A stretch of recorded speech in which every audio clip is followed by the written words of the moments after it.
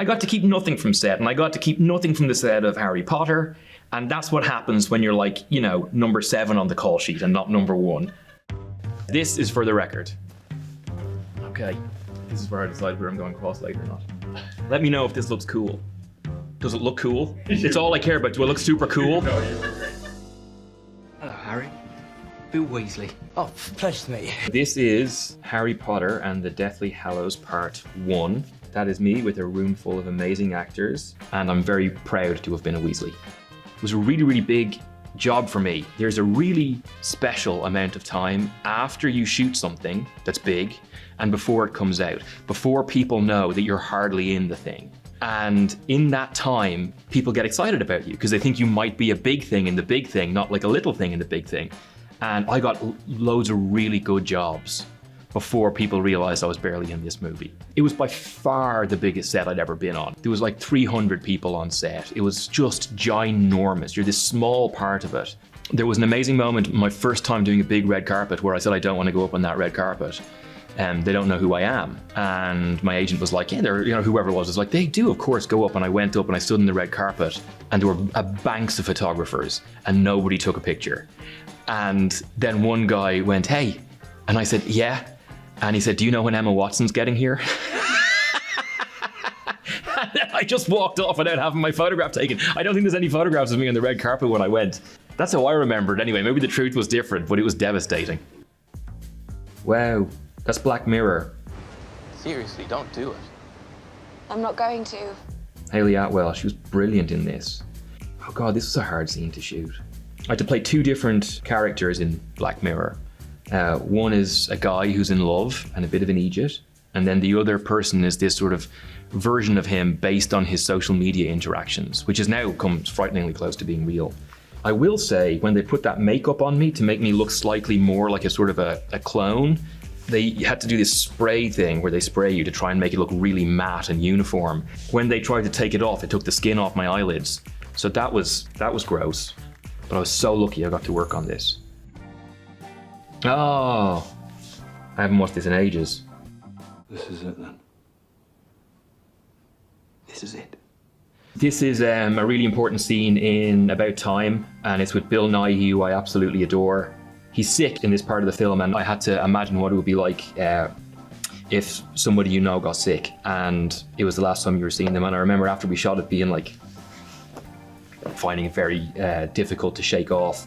And I think it was because Bill was so generous as an actor. He was like really incredible.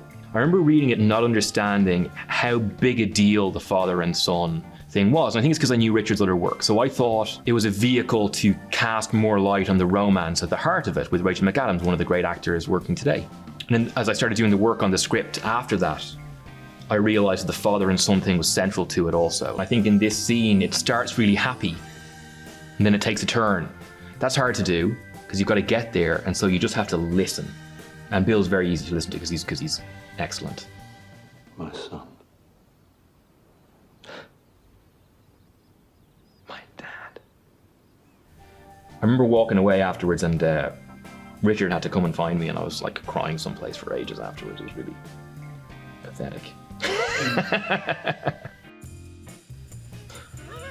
From the sublime to the ridiculous.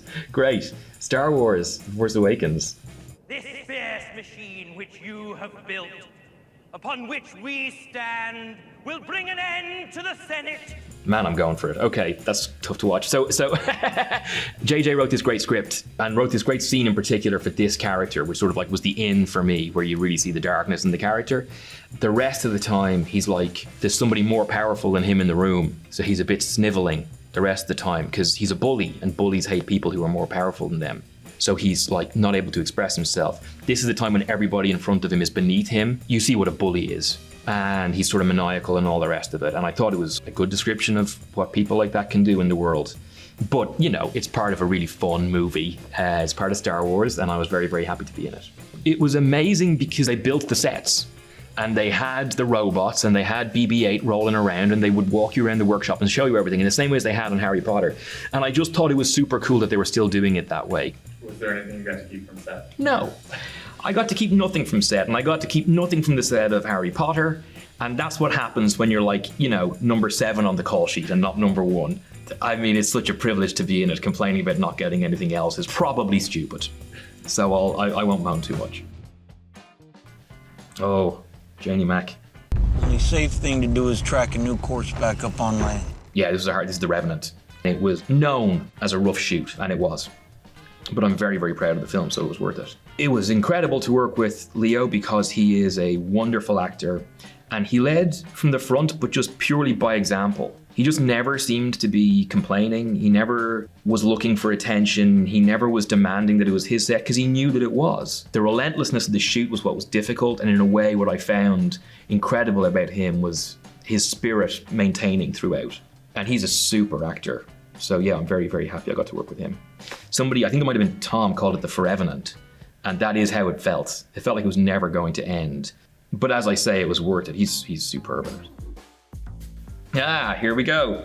So this is the paper, an incredible ensemble of actors, which I'm very proud of. The door seems to be locked. Yeah, because I locked it. She locked it. So Greg Daniels is the creator of this show. He was also the creator of the US office along with Mike Schur. So you're stepping in with somebody who knows what they're doing. That's the important thing. And you're stepping into something which is not trying to do the same thing, it's trying to do something different. So as long as you know that what you're trying to do is not do the same as the last guys, because they did it so well, then it's fun. So it was really, really good fun. I think the great thing about these sorts of shows is the ensemble. So actually, what's special about The Office is that across the board, they have these fantastic characters who you can relate to or find funny in loads of different ways. They're only as strong as the weakest link, and I think the same is true of our show. It's everything coming together is what makes it special. Do you have a favorite episode of The Office? Of The Office? Let me put this in the record.